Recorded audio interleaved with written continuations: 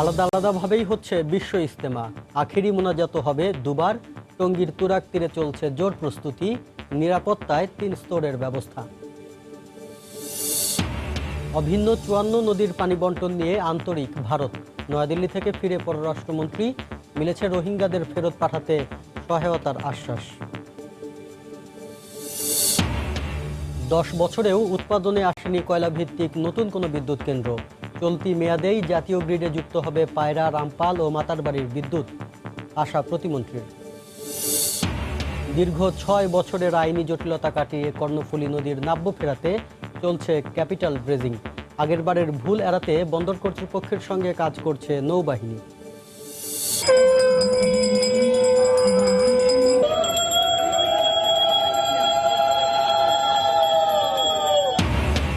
সরস্বতী পূজায় বিভিন্ন শিক্ষা প্রতিষ্ঠান ও পূজা মণ্ডপে বর্ণিল আয়োজন। বিদ্যা ও জ্ঞান লাভের জন্য কল্যাণময়ী দেবীর চরণে ভক্তদের প্রণাম।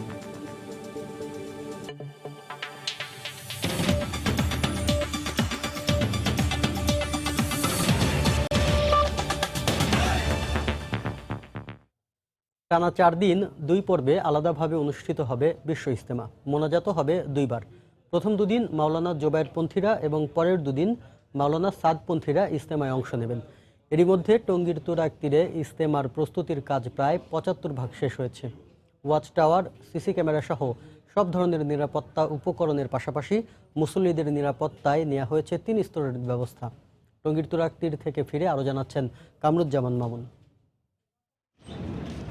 আলাদা আলাদাভাবেই অনুষ্ঠিত হবে বিশ্ব ইজতেমা। আখেরি মোনাজাত হবে 2 বার। স্বরাষ্ট্রমন্ত্রী ও ধর্ম প্রতিমন্ত্রীর সঙ্গে দুপক্ষের একাধিক বৈঠকের পর বিশ্ব ইজতেমার তারিখ ঠিক হয় 15 থেকে 18 ফেব্রুয়ারি। প্রথম দুদিন 15 ও 16 ফেব্রুয়ারি মাওলানা জোবায়ের ও পরের দুদিন 17 ও 18 ফেব্রুয়ারি মাওলানা ওয়াসিফুল ইসলামের তত্ত্বাবধানে অনুষ্ঠিত হবে 2 পর্বের ইজতেমা। 16 তারিখ রাত 12টার পর প্রথম পর্বের ইজতেমা শেষে মাওলানা জোবায়েরের সমর্থকরা মাঠ ছেড়ে চলে যাবেন। আর পরদিন ফজরের পর আম্বায়নের মধ্য দিয়ে শুরু হবে দ্বিতীয় পর্ব। এতে যোগ দেবেন মাওলানা সাদ কান্দলফির সমর্থকরা। তবে এ 2 পর্বে আখেরি মোনাজাত কারা পরিচালনা করবেন তা এখনও জানেন না তাবলিগ জামাতের সাথীরা। শনিবারে দোয়া হয়ে যাওয়ার পর মধ্যরাতে 12টার দিকে আমরা সবাই এটা ত্যাগ করে চলে যাব। পরের দিন সকাল 7টার সময় অপর পক্ষের লোকজন আসবে, তার আগে ওনারাও আসবে না, আর আমরাও 12টার পরে থাকবো না। এখনো শুনতে পারিনি যে আখেরি মোনাজাত কে করবে। এটা পরামর্শ এখনো হয়নি, ওলামা ইকরামরা করব, পরামর্শ করি এটা হবে। যেটাই ফয়সালা হবে মুরব্বীদের কাছ থেকে তো ফয়সালা হবে, এটা আখেরি মোনাজাত যে করবে আমাদের জন্য স্যার ফয়সালা ভালো হবে আলহামদুলিল্লাহ, আমরা আশা করতেছি। নীতি নির্ধারণী পর্যায়ে জটিলতা থেকে গেলেও থেমে নেই বিশ্ব ইজতেমার প্রস্তুতি। টঙ্গীর তুরাগ তীরে 160 একর জায়গার পুরো মাঠটি জুড়ে চলছে ইজতেমার 53তম আসরের প্রস্তুতির কর্মযজ্ঞ। লজিস্টিক কিছু সাপোর্ট বাকি আছে, ইউটিলিটির কিছু কাজ বাকি আছে, কিন্তু কাজ চলতেছে। গভর্নমেন্টের বিভিন্ন সংস্থা, ডিপার্টমেন্ট যথেষ্টভাবে আন্তরিকভাবে তারা চেষ্টা করতেছে ইজতেমাকে সাকসেসফুল করার জন্য। 3 স্তরের নিরাপত্তা আমরা নিশ্চিত করব এবং যাতে মুসল্লিরা সহজে ইজতেমায় এসে সুন্দরভাবে সম্পন্ন করতে পারে। আগত দেশি বিদেশি মুসল্লিদের ইবাদত নির্বিঘ্ন করতে টয়লেটের সংখ্যা বাড়ানোর পাশাপাশি সেনাবাহিনীর সহায়তায় তুরাগ নদে তৈরি করা হচ্ছে 6টি ভাসমান সেতু। চলছে ইজতেমার মূল মঞ্চ নির্মাণের কাজও। কামরুজ্জামান মামুন, সময় সংবাদ, টঙ্গী, গাজীপুর। দ্বিতীয় ধাপে উপজেলা নির্বাচনে দলের প্রার্থী চূড়ান্ত করেছে আওয়ামী লীগ। গতকাল সন্ধ্যায় গণভবনে দলের স্থানীয় সরকার নির্বাচন মনোনয়ন বোর্ডের সভা থেকে চূড়ান্ত করা হয় 129 উপজেলায় নৌকা মার্কার চেয়ারম্যান প্রার্থীদের। এছাড়াও সংরক্ষিত নারী আসনে বাকি 2 প্রার্থীকেও চূড়ান্ত করেছে দল। বিকেল 5টায় গণভবনে দলীয় প্রধান শেখ হাসিনার সভাপতিত্বে আওয়ামী লীগের স্থানীয় সরকার মনোনয়ন বোর্ডের বৈঠক শুরু হয়। এতে মনোনয়ন বোর্ডের নেতাদের নিয়ে দীর্ঘ সময় বৈঠক করেন দলীয় প্রধান ও প্রধানমন্ত্রী শেখ হাসিনা। বৈঠকে আগামী 18ই মার্চ অনুষ্ঠেয় দ্বিতীয় দফার উপজেলা নির্বাচনে 129 জন চেয়ারম্যান প্রার্থীকে চূড়ান্ত করেছে দল। এছাড়াও অবশিষ্ট থাকা 2টি সংরক্ষিত মহিলা আসনে পাবনা থেকে নাদিয়া ইয়াসমিন জলি আর নাটোর থেকে রত্না আহমেদকে চূড়ান্ত মনোনয়ন দেওয়া হয়েছে। উপজেলা নির্বাচনে চূড়ান্ত প্রার্থীদের নাম আজ বেলা 11টায় আওয়ামী লীগের ধানমন্ডি কার্যালয় থেকে ঘোষণা করবেন দলের সাধারণ সম্পাদক ওবায়দুল কাদের। রোহিঙ্গাদের মিয়ানমারে ফেরত পাঠানোর বিষয়ে ভারত সরকারের সহায়তা অব্যাহত থাকার বিষয়ে ইতিবাচক আলোচনা হয়েছে বলে জানিয়েছেন পররাষ্ট্রমন্ত্রী এ কে আব্দুল মোমেন। ভারত সফর শেষে গতকাল বিকেলে ঢাকায় ফিরে ব্রিফিং করেন তিনি। মন্ত্রী বলেন, অভিন্ন 54 নদীর পানি বন্টনের বিষয়ে ভারত আন্তরিক। তিস্তার পানি বন্টন নিয়েও আলোচনা হয়েছে। যে রোহিঙ্গাগুলোকে কিভাবে রিপাট্রিয়েশনটা কত তাড়াতাড়ি হয় তার জন্য আমি সাহায্য চেয়েছি, তারা বের করবে কিভাবে আমাদের সাহায্য করতে। তারা আশ্বাস দিয়েছে, সেইটার উপরে আমি যথেষ্ট আপনার বিশ্বাসী। শুধু তিস্তা না, অনেক নদী তো আমাদের আছে, 54টা নদী আমাদের আলোচনায় আছে। আমরা সবগুলোরই আস্তে আস্তে সমাধান করব। আমরা অনেক দূর সমাধান করে ফেলেছি। আমরা সবগুলো নদী যাতে সমাধান হয় সেটা তুলেছি, এবং তিস্তা নিয়েও আমাদের আলোচনা হয়েছে, এবং আমরা আশাবাদী।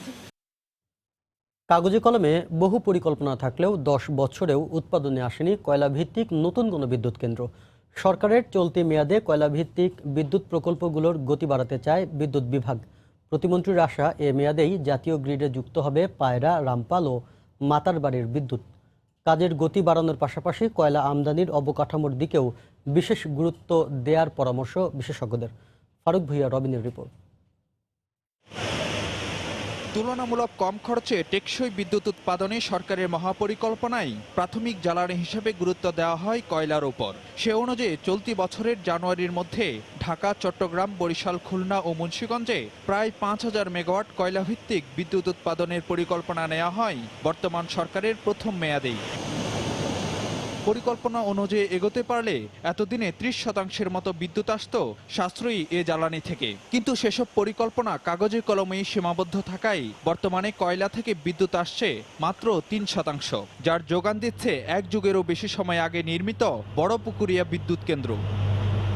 সাশ্রয়ী মূল্যে বিদ্যুৎ সরবরাহ নিশ্চিতে বৃহৎ বিদ্যুৎ প্রকল্পগুলো নিয়ে গত 10 বছরে আশা জাগানে অনেক পরিকল্পনা থাকলেও বাস্তব চিত্র হলো এখনো পর্যন্ত উৎপাদনে আসেনি কয়লাভিত্তিক বড় কোনো বিদ্যুৎ কেন্দ্র, যে কারণে চাহিদা মেটাতে দিন দিন ঝুঁকতে হয়েছে বেশি উৎপাদন ব্যয়ের তেলভিত্তিক বিদ্যুতের দিকে। তবে সংশ্লিষ্টরা বলছেন, চলতি বছর থেকেই ধীরে ধীরে কয়লাভিত্তিক বিদ্যুৎ কেন্দ্রগুলো উৎপাদনে আসা শুরু করলে সম্ভব হবে এসব তেলভিত্তিক বিদ্যুৎ কেন্দ্রের উপর থেকে নির্ভরতা কমানো। বর্তমানে নির্মাণাধীন কয়লাভিত্তিক 3 বৃহৎ কেন্দ্রের মধ্যে সবচেয়ে এগিয়ে থাকা পায়রার প্রথম ইউনিট চলতি বছরের আগস্টে উৎপাদনে আসার কথা। তুলনামূলক পিছিয়ে আলোচিত রামপাল ও মাতারবাড়ির কাজ। তবে বিদ্যুৎ বিভাগ বলছে, সরকারের নতুন মেয়াদে গতি আসবে সব প্রকল্পেই। পাশাপাশি পায়রা, মাতারবাড়ি ও মহেশখালী হাবে শুরু হবে আরও কয়েকটি বিদ্যুৎ কেন্দ্রের কাজ। পায়রা বড় হাব হবে প্রায় 5 থেকে 6000 মেগাওয়াটের। আমাদের মাতারবাড়িতে সেখানেও 4-5 মেগাওয়াটের একটা হবে। মহেশখালীতে প্রায় 10,000 মেগাওয়াটের একটা হবে। যত দ্রুত আমরা বড় প্রকল্পের কাছে যেতে পারবো আমাদের কোল বেস পাওয়ার প্ল্যান্টগুলো, তত আমাদের এফোর্ডেবল হবে আমাদের পাওয়ারটা। কাজ চলছে, আশা করছি 2022 সালের মধ্যে আমাদের বড় কিছু প্রকল্প, 3-4টা প্রকল্প চলে আসবে। তবে কাজের গতি বাড়ানোর পাশাপাশি কয়লা আমদানির অবকাঠামোর দিকেও গুরুত্ব দেওয়ার তাগিদ বিশেষজ্ঞদের। কয়লার যদি আমরা ভ্যালু চেইনটা দেখি, তাহলে হচ্ছে প্রথমে সিকিউর করা আমরা কোথা থেকে কিনবো, সেটাকে ট্রান্সপোর্টেশন আনা, তারপরে ইনফ্রাস্ট্রাকচার এখানে কয়লাটাকে রাখা এবং সেটা ব্যবহার করা। তো এইখানে ক্ষেত্রে আমরা দেখতে পাচ্ছি যে বটলনেকটা হলো এই কয়লা রাখা। পাশাপাশি বৃহৎ বিদ্যুৎ কেন্দ্র পরিচালনায় নিজস্ব জনবল তৈরিতেও নজর দেওয়ার পরামর্শ বিশ্লেষকদের। ফারুক ভুঁইয়া, রবিন, সময় সংবাদ, ঢাকা। সময় সংবাদে আরও থাকছে, মালয়েশিয়ায় প্রযুক্তি খাতে অভিজ্ঞদের কাজের ব্যাপক সম্ভাবনা। দক্ষতার উন্নয়ন ও সরকারি পৃষ্ঠপোষকতায় আয় বাড়ানো সম্ভব কয়েক গুণ, বলছেন সংশ্লিষ্টরা। কর্ণফুলী নদীর নাব্য ফেরাতে চলছে ক্যাপিটাল ড্রেজিংয়ের কাজ। দীর্ঘ 6 বছরের আইনি জটিলতা কাটিয়ে গত ডিসেম্বরে শুরু হয় ড্রেজিং। 242 কোটি টাকার প্রকল্পটি বন্দর কর্তৃপক্ষ বাস্তবায়ন করলেও সহযোগিতা করছে বাংলাদেশ নৌবাহিনী। তবে ড্রেজিংয়ের ক্ষেত্রে আগের বারের ভুল এড়ানো না গেলে কর্ণফুলী নদীর অস্তিত্ব হুমকির মুখে পড়তে পারে এমন শঙ্কা বিশেষজ্ঞদের। বিস্তারিত জানাচ্ছেন কমল দে। লুসাই পাহাড় থেকে নেমে আসা খরস্রোতা কর্ণফুলী নদীকে চট্টগ্রাম বন্দরের প্রাণপ্রবাহ হিসেবেই বিবেচনা করা হয়। চট্টগ্রাম বন্দরে জাহাজ চলাচল স্বাভাবিক রাখতে নিয়মিত ড্রেজিং করার কথা এ কর্ণফুলী নদী। সে সাথে কয়েক বছর অন্তর ক্যাপিটাল ড্রেজিংয়েরও প্রয়োজন রয়েছে।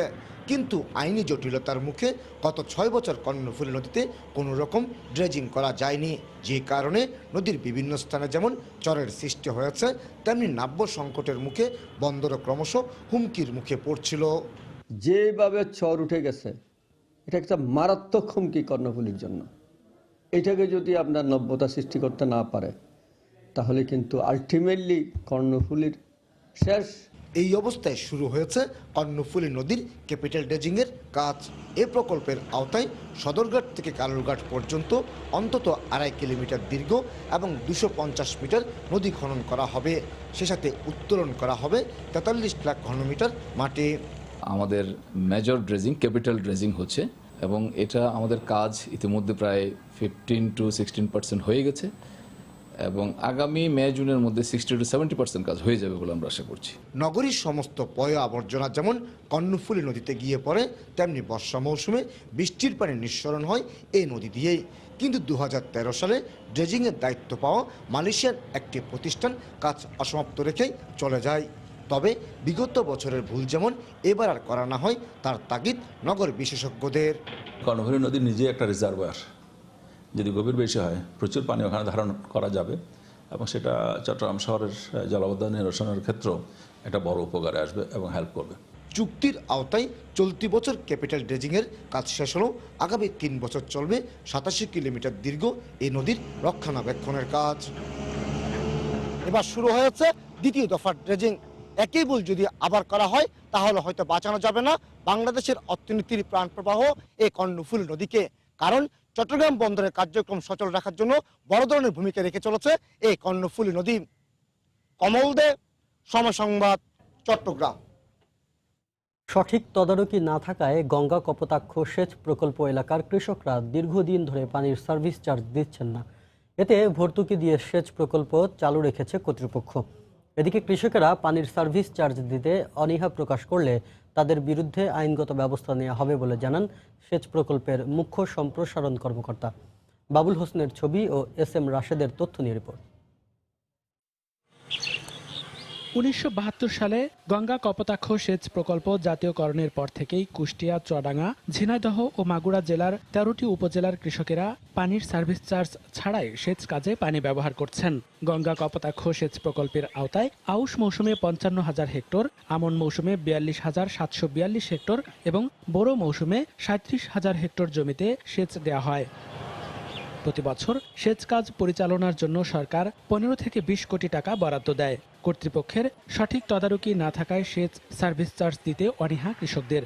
তবে যথাযথভাবে সেচ পেলে সার্ভিস চার্জ দিতে রাজি আছেন অনেক কৃষকই। টাকাটা আমরা যে একজনের কাছে দেবো, সে লোকটা তো আমার কাছে আসতে না, নাকি দেবো টাকার কাছে? আমাদের পানিও দরকার, টাকা তো দেবই। প্রকল্পের লোক যদি এসে টাকা নেয় তার টাকা পাবে সঠিকভাবে। দুইজনের গাফিলতির জন্য এই ধরেন এই পানির ব্যবস্থাটা বন্ধ হয়ে গেছে। এদিকে কৃষকেরা পানির সার্ভিস চার্জ দিতে অনীহা প্রকাশ করলে তাদের বিরুদ্ধে আইনানুগ ব্যবস্থা নেওয়া হবে বলে জানালেন গঙ্গা কপোতাক্ষ সেচ প্রকল্পের এই কর্মকর্তা। অলরেডি কৃষকদের এই সেচ সার্ভিস চার্জ আদায়ের জন্য আমরা উদ্বুদ্ধকরণ কর্মসূচি গ্রহণ করেছি, বিভিন্ন প্রশিক্ষণ তাদের প্রদান করছি। তারপরেও যারা এই সার্ভিস চার্জ প্রদানে অনীহা প্রকাশ করবে তাদের বিরুদ্ধে যাতে আইনানুগত ব্যবস্থা গ্রহণ করা যায় সে বিষয়ে আমরা তৎপর রয়েছি। গঙ্গা কপোতাক্ষ সেচ প্রকল্প কার্যালয়ের তথ্য মতে 2015-16 অর্থ বছরে 7 লাখ এবং 2016-17 অর্থ বছরে মাত্র 10 লাখ টাকা পানির সার্ভিস চার্জ কৃষকদের কাছ থেকে আদায় করা হয়েছে। সময় সংবাদ, কুষ্টিয়া। আজ সরস্বতী পূজা। সনাতন ধর্মাবলম্বীদের মতে দেবী সরস্বতী সত্য, ন্যায় আর জ্ঞানালোকের প্রতীক।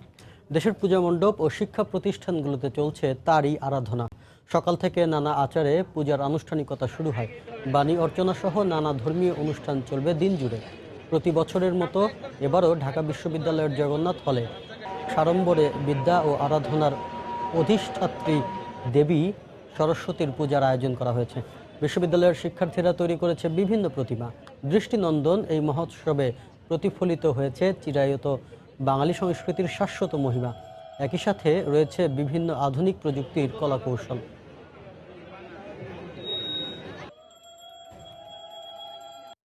ঢাকা ভার্সিটিতে এই জগন্নাথ হলে আসতে অনেক ভালো লাগে, কারণ বিভিন্ন ডিপার্টমেন্টের বিভিন্ন ধরনের যে মানে প্রতিমা প্লাস হচ্ছে আয়োজন, এটা অনেক ভালো লাগে।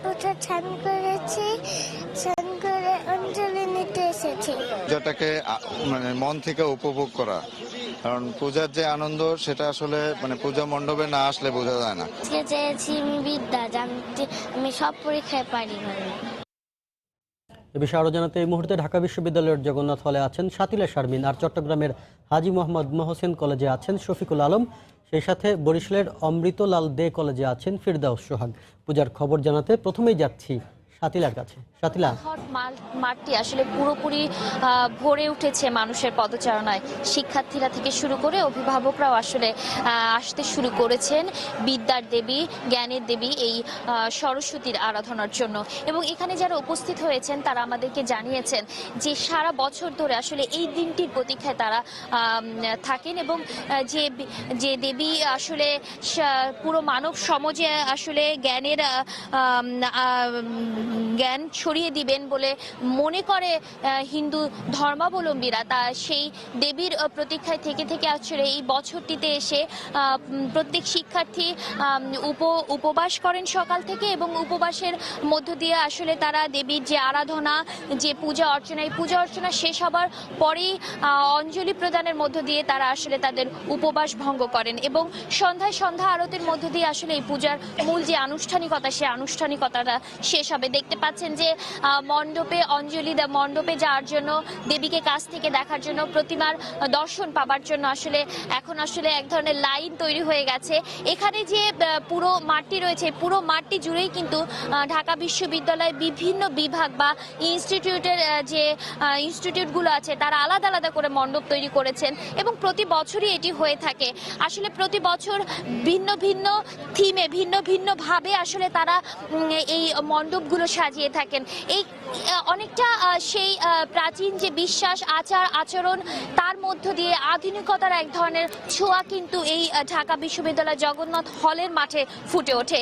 এছাড়া যে অঞ্জলি প্রদান যখন হয়েছে তখন পুরোহিত আমাদেরকে জানিয়েছেন আসলে পুরো দেশের মানুষের জন্য তথা পুরো মানব জাতির জন্যই আসলে জ্ঞান ছড়িয়ে দেবার, জ্ঞানের যে আরাধনা, সেই দেবীর যে পূজা তারা আজকে করেছেন এবং তা চেয়েছেন যে সমাজের সমস্ত অন্ধকার দূর হয়ে যেন সব অন্ধকার দূর হয়ে যেন জ্ঞানের আলোকে মানুষ আসে এবং সমাজে যে শান্তি সম্প্রীতি, সেই কল্যাণকর বিষয়গুলো যেন ফুটে ওঠে, সেটি আসলে এখানে উঠে এসেছে বারবার। সেই আহ্বানটি আসলে এই সনাতন ধর্মের মানুষ জানিয়েছেন। আমরা সারা দেশেই চলছে এ ধরনের আয়োজন। সেই আয়োজনের খবর জানতে এখন আমরা চলে যাব চট্টগ্রামে, সেখানে আছেন সহকর্মী শফিকুল আলম। সাথীরা, সারা দেশের মতো উৎসব মুখর পরিবেশে চট্টগ্রামেও কিন্তু এই ভাব গাম্ভীর্যের মধ্য দিয়ে হিন্দু ধর্মাবলম্বীদের যে ধর্মীয় উৎসব সরস্বতী পূজা সেটি পালিত হচ্ছে। আমি এই মুহূর্তে দাঁড়িয়ে আছি চট্টগ্রামের যে হাজী মোহাম্মদ মহসিন কলেজে। এখানে বর্ণাঢ্য আয়োজনে এই কলেজের পক্ষ থেকে এই সরস্বতী পূজা করা হচ্ছে। আপনি হয়তো দেখতে পাচ্ছেন যে আমার পেছনে কিন্তু একটি বিশাল একটা মণ্ডপে তারা সকাল থেকে এসে, বিশেষ করে বিভিন্ন কলেজ, স্কুল এবং বিশ্ববিদ্যালয়ের শিক্ষার্থীরা এসে এখানে মণ্ডপে পূজা দিচ্ছেন।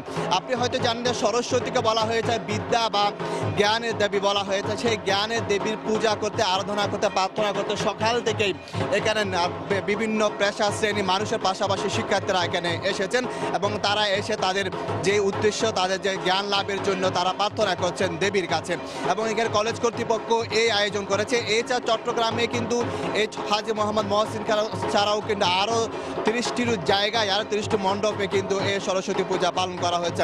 আমরা সকাল থেকে দেখেছিলাম এখানে বিভিন্ন প্রসাদ বিতরণ করা হচ্ছে, বিশেষ করে নারকেল সহ বিভিন্ন আখ, পেঁপে সহ বিভিন্ন খাবার এখানে বিতরণ করা হচ্ছে এবং পরবর্তীতে সন্ধ্যার দিকে এখানে আরতি হবে। আরতি মানে এখানে প্রার্থনা করা হবে। এখানে যে সারাদিন তারা যেই এখানে অনুষ্ঠান করেছে, যে কর্মসূচি পালন করেছে, সন্ধ্যার পরে কিন্তু সেই আরতির মাধ্যমে কিন্তু এই সরস্বতী পূজা শেষ করবেন। তো কারণ আমরা বিভিন্ন শ্রেণী পেশা মানুষের পাশাপাশি যে শিক্ষার্থীরা এসেছেন তাদের সাথে কথা বলেছিলাম। তারা বলছেন যে আসলে উৎসব মুখর পরিবেশে এইবার তারা এই মহসিন কলেজে এই বর্ণাঢ্য আয়োজনে এই সরস্বতী পূজা পালন করতে পেরে তারা মহাখুশি। তারা বলছেন যে তাদেরও আজকে সারাদিন ব্যাপী নানা সাংস্কৃতিক অনুষ্ঠান রয়েছে এখানে এবং পাশাপাশি তারা বিভিন্ন ধরনের পূজা অর্চনা করবেন বলে তারা জানিয়েছেন। এছাড়া কিন্তু চট্টগ্রামের বিভিন্ন এলাকা, জ্যামসেন হল সহ আরও অন্ততপক্ষে 30টি এলাকায়, 30টি মণ্ডপে কিন্তু এই সরস্বতী পূজা পালন করা হচ্ছে। সবচেয়ে বর্ণাঢ্য আয়োজনে এই চট্টগ্রামের মহসিন কলেজে এই সরস্বতী পূজা পালন করা হচ্ছে। তো এই মুহূর্তে আমি চলে যাচ্ছি বরিশালে সোহাগের কাছে।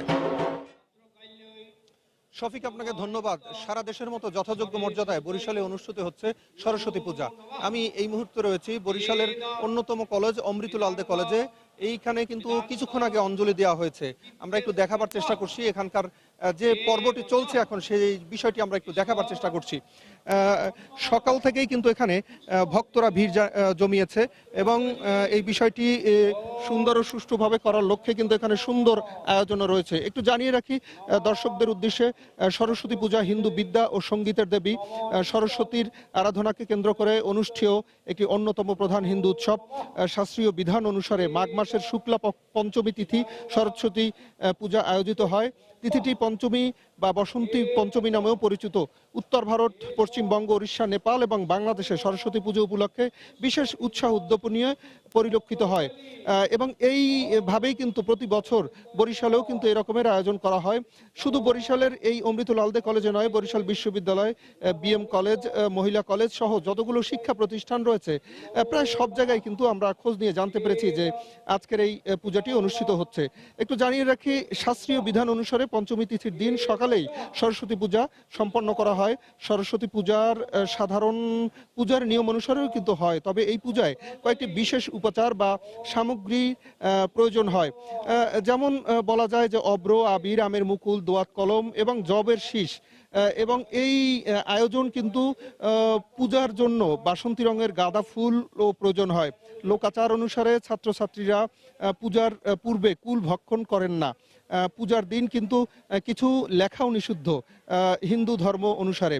যথাবিহিত পূজার পর লক্ষ্মী নারায়ণ লেখনীর সমাধার, পুস্তক ও বাদ্যযন্ত্রের পূজা করার প্রথা প্রচলিত রয়েছে। এই দিন ছোটদের হাতে খড়ি এবং পাঠ্যজীবন শুরু করা হয়। পূজান্তে কিন্তু অঞ্জলি দেওয়ার প্রথাটিও রয়েছে। একটু জানিয়ে রাখি যে এই অনুষ্ঠানটি সুন্দর এবং সুষ্ঠু করার লক্ষ্যে কিন্তু বরিশালের এই অমৃতুল আলদে কলেজে কিন্তু ব্যাপক আয়োজন রয়েছে। এই মুহূর্তে এই পূজার কিন্তু একটু তথ্য জানিয়ে রাখি যে 11টার মধ্যে, 10:30 বা 11টার মধ্যে কিন্তু এই পূজাটি শেষ করতে হবে। প্রতি বছরই এখানে সুন্দর এবং সুষ্ঠুভাবে পূজা অনুষ্ঠিত হয়। বরিশাল ক্যাডেট কলেজের শিক্ষার্থী যারা রয়েছেন হিন্দু ধর্মাবলম্বী, তারাও এখানে এসেছেন এই পূজায় অংশগ্রহণ করার জন্য। তো এই ছিল মোটামুটি বরিশাল থেকে সরস্বতী পূজার সর্বশেষ। আমরা ফিরছি স্টুডিওতে। শাফিন। সারা দেশের সরস্বতী পূজার খবর জানাচ্ছিলেন 3 সহকর্মী। বরিশাল থেকে ফিরদাউস সোহাগ, এর আগে শফিকুল আলম জানাচ্ছিলেন চট্টগ্রাম থেকে এবং সর্বপ্রথমে শাতলা শারমিন জানাচ্ছিলেন ঢাকা থেকে। পহেলা ফাল্গুন, ভ্যালেন্টাইন্স ডে আর আন্তর্জাতিক মাতৃভাষা দিবস সামনে রেখে আশায় বুক বেঁধেছেন ফুলের রাজধানী যশোরের গদখালির ফুল চাষিরা। তারা জানান, প্রতিকূল আবহাওয়ার কারণে উৎপাদন কম হওয়ায় গত বছর অনেকটাই মন্দা গেছে তাদের। তবে ব্যবসায়ীদের দাবি, সামনের বাজারে ভালো দাম পাবেন চাষিরা। সেই সঙ্গে বার্ষিক 60 কোটি টাকার ফুল বিক্রির লক্ষ্যমাত্রাও পূরণ হবে। যশোর থেকে জুয়েল মৃধার তথ্য আর আবুল কালাম আজাদের ছবি নিয়ে রিপোর্ট। ফুলের এলাকা যশোরের ঝিকরগাছা উপজেলার গদখালির ফুল চাষিরা প্রতি মৌসুমে 7টি উৎসবকে ঘিরে মূল বেচাকেনা করে থাকেন। উৎসবগুলোর মধ্যে স্বাধীনতা দিবস ও ইংরেজি নববর্ষের বেচাকেনা শেষ করেছেন তারা। তবে বেচাকেনায় সন্তুষ্ট নন চাষিরা। তাদের দাবি, সংসদ নির্বাচন ও আবহাওয়াগত সমস্যার কারণে উৎপাদন ও দাম দুটোই কম ছিল, যে কারণে এখনো লাভের মুখ দেখেননি তারা। তাই বসন্ত ভালোবাসা ও মাতৃভাষা দিবসের বাজারে ভালো দাম পাওয়ার আশা তাদের। এখন শেষ মুহূর্তে নানা পদ্ধতিতে মাঠে পর্যাপ্ত ফুল সংরক্ষণ করছেন তারা। বাজারে আসি, দেখাতে ফুল নিয়ে আসছি, বেচাকেনি করলাম, সামনে ইনশাল্লাহ দাম পাবো। গ্রহণ আর 12-14 ফেব্রুয়ারিতে। বাজার খুবই ভালো এবং এখন বাজার উঠতি। এবছর ফুলের দামটা তেমন পাই নাই। সামনে 3টা পর্ব আছে, সেই আশায় বুক বেঁধে আমরা যাতে ভালো দাম পাবো।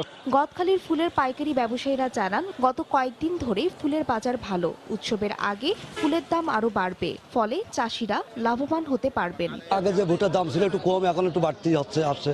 সামনে যে অপশন আসছে এতে বাড়বে দাম। 25 ফেব্রুয়ারি আসছে, 14 ফেব্রুয়ারি আসছে, আমরা এতে পোষাই নেবো ইনশাল্লাহ। গোলাপ 700-600, তারপরে মনে করেন 750 বিক্রি আসছে। তবে সামনে যে 14 ফেব্রুয়ারি, তারপরে 21 ফেব্রুয়ারি আসছে, আমরা আছে আরো বেশি লাভবান হব। আর ফুল চাষি ও ব্যবসায়ী সমিতির এই নেতা জানালেন, নানা সমস্যা সত্ত্বেও ফেব্রুয়ারি মাসে 3 উৎসবের বাজার ধরতে প্রস্তুত তারা। যদি বৈরী কোনো আবহাওয়া সৃষ্টি না হয়, তাহলে আমরা আশা করছি যে প্রায় 60 কোটি টাকার ফুল এই অঞ্চল থেকে এবছর বিক্রি হবে। বর্তমানে এই এলাকার ৬,০০০ কৃষক বাণিজ্যিকভাবে রজনীগন্ধা, গোলাপ, জারবেরা, গাঁদা, গ্ল্যাডিওলাস, রডস্টিক সহ ১১ ধরনের ফুল উৎপাদন করছেন। সময় সংবাদ, যশোর। মাদারীপুরে ঘনবসতির মধ্যে ব্যাঙের ছাতার মতো গড়ে উঠছে ইটভাটা। এসব ইটভাটার কালো ধোঁয়ায় স্বাস্থ্য ঝুঁকিতে পড়েছে ভাটার পাশের বাসিন্দারা। অন্যদিকে ফসলি জমি হারিয়ে সর্বশান্ত হচ্ছে কৃষক। এ ব্যাপারে ক্যামেরার সামনে কথা বলতে রাজি নন ইটভাটার মালিকরা। অবশ্য কার্যকর ব্যবস্থা নেওয়ার আশ্বাস দিয়েছে জেলা প্রশাসন। মাদারীপুর থেকে সঞ্জয় কর্মকার, অভিজিতের পাঠানো তথ্য ও শাহাদাত আকনের ছবি নিয়ে রিপোর্ট। বিধি অনুযায়ী ফসলি জমি ও ঘনবসতি এলাকার ৩ কিলোমিটারের মধ্যে ইটভাটার নির্মাণ সম্পূর্ণ নিষিদ্ধ। অথচ মাদারীপুর সদর উপজেলার পূর্ব মহিষেরচর সরকারি প্রাথমিক বিদ্যালয়ের কোল ঘেঁষে গড়ে উঠেছে বেশ কয়েকটি ইটভাটা, যেগুলোর অধিকাংশের নেই পরিবেশ অধিদপ্তরের ছাড়পত্র। নিয়ম অনুযায়ী ১২০ ফুট চিমনি দিয়ে কয়লা ব্যবহার করে হাওয়া ভাটায় ইট পোড়ানোর কথা, কিন্তু স্থানীয় গাছপালা কেটেই মাত্র ২০ ফুটের ড্রাম চিমনিতে ভাটাগুলোতে কাঠ পোড়ানো হচ্ছে, যার বিষাক্ত কালো ধোঁয়া নষ্ট করছে আশপাশের পরিবেশ। এসব ইটভাটার মালিকরা প্রভাবশালী হয় প্রতিবাদ করতেও ভয় পান এলাকাবাসী। আমাদের নারকেল হয় না, আমাদের গাছপালা হয় না, আমাদের বাচ্চার স্কুল আছে, এখানে প্রাইমারি স্কুল আছে, এদের অনেক সমস্যা হয়। বাচ্চা ঠান্ডা লাগে, এই যে বারবার ইতে নেওয়া লাগে ডাক্তারের কাছে। এদিকে দীর্ঘদিন ধরে ইটভাটাগুলোতে কাঠ পোড়ানোতে ক্ষুব্ধ পরিবেশবিদরা। যা কিছু ঘটছে স্থানীয় প্রশাসনের নাকের ডগার উপর দিয়ে। অচিরে স্থানীয় প্রশাসনের উচিত এই অবৈধ যে ইটভাটাগুলো আছে এগুলো বন্ধ করা এবং কাঠ পোড়ানো বন্ধ করে প্রাকৃতিক ভারসাম্যকে রক্ষা করা। অবশ্য পরিবেশ অধিদপ্তর ও জেলা প্রশাসনের যৌথ উদ্যোগে আইন অমান্যকারী ইটভাটা মালিকদের বিরুদ্ধে ব্যবস্থা নেওয়ার আশ্বাস দেন জেলা প্রশাসনের শীর্ষ এই কর্মকর্তা। ইটভাটাগুলো জেলা প্রশাসন এবং পরিবেশ অধিদপ্তর যৌথভাবে দেখে থাকে। ইটভাটা নতুন করে অনুমোদনের জন্য আমরা সুপারিশ করে থাকি যদি সব ব্যবস্থা ঠিক থাকে। তো এই ক্ষেত্রে যৌথভাবে আমাদের দায়িত্ব আছে যে আমরা ইটভাটাগুলো যাতে সঠিকভাবে চলে এবং পরিবেশের দূষণ না করে, কোনো ধরনের অনৈতিক বা অবৈধ কোনো কিছু করতে না পারে, সে ব্যাপারে আমরা পদক্ষেপ নিতে পারি। মাদারীপুরের 4টি উপজেলায় 63টি ইটভাটার মধ্যে পরিবেশ অধিদপ্তরের ছাড়পত্র ও অনুমোদনবিহীনভাবে চলছে 18টি ইটভাটা। এর মধ্যে সদর উপজেলায় 13টি ইটভাটা রয়েছে। সময় সংবাদ, মাদারীপুর। কবি আল মাহমুদের শারীরিক অবস্থা সংকটাপন্ন বলে জানিয়েছেন চিকিৎসক। ধানমন্ডির শঙ্করে ইবনে সিনা হাসপাতালের সিসিইউতে ভর্তি রয়েছেন তিনি। চিকিৎসক জানিয়েছেন কিডনি, হৃদরোগ সহ বিভিন্ন শারীরিক জটিলতা নিয়ে শুক্রবার বিকেলে ভর্তি হন কবি আল মাহমুদ। শনিবার সন্ধ্যায় শারীরিক অবস্থার অবনতি হলে কেবিন থেকে সিসিইউতে নেওয়া হয় বাংলা সাহিত্যের অন্যতম এই কবিকে। পরে শারীরিক অবস্থার কিছুটা উন্নতি হয় তার। নিউমোনিয়া সহ শারীরিক অন্য সব উপসর্গ পর্যবেক্ষণ করছেন বলে জানিয়েছেন চিকিৎসকরা।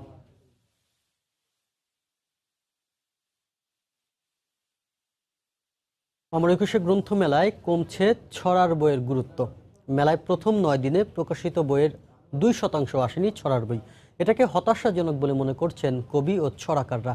এক্ষেত্রে পাঠক আর প্রকাশকদের আগ্রহের ঘাটতি রয়েছে বলেও মত সংশ্লিষ্টদের। আরও জানাচ্ছেন বেলায়েত হোসাইন।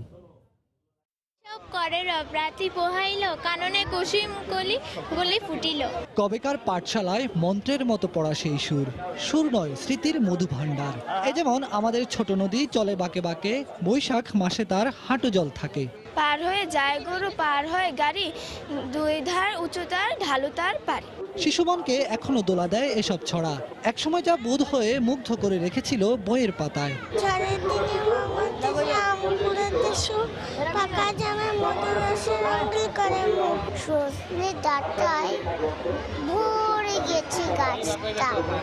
আর আমি ডালের বড়ি শুকিয়ে রেখেছি।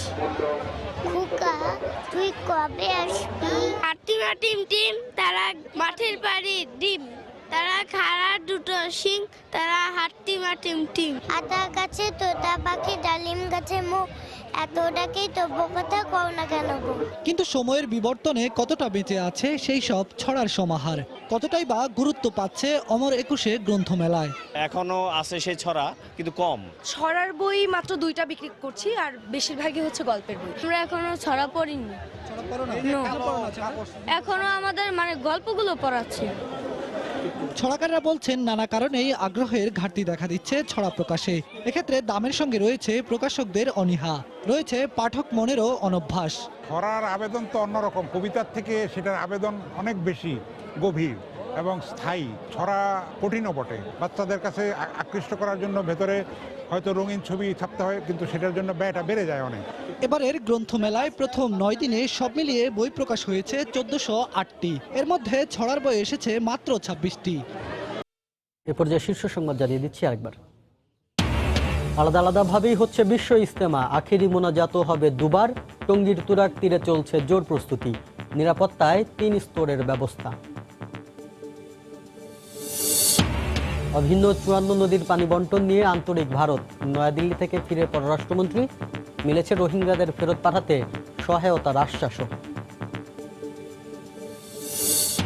10 বছরেও উৎপাদনে আসেনি কয়লা ভিত্তিক নতুন কোনো বিদ্যুৎ কেন্দ্র। চলতি মেয়াদে জাতীয় গ্রিডে যুক্ত হবে পায়রা, রামপাল আর মাতারবাড়ির বিদ্যুৎ, আশা প্রতিমন্ত্রী। 6 বছরেও আইনি জটিলতা কাটিয়ে কর্ণফুলী নদীর নাব্য ফেরাতে চলছে ক্যাপিটাল ড্রেজিং। আগের বারের ভুল এড়াতে বন্দর কর্তৃপক্ষের সঙ্গে কাজ করছে নৌবাহিনী।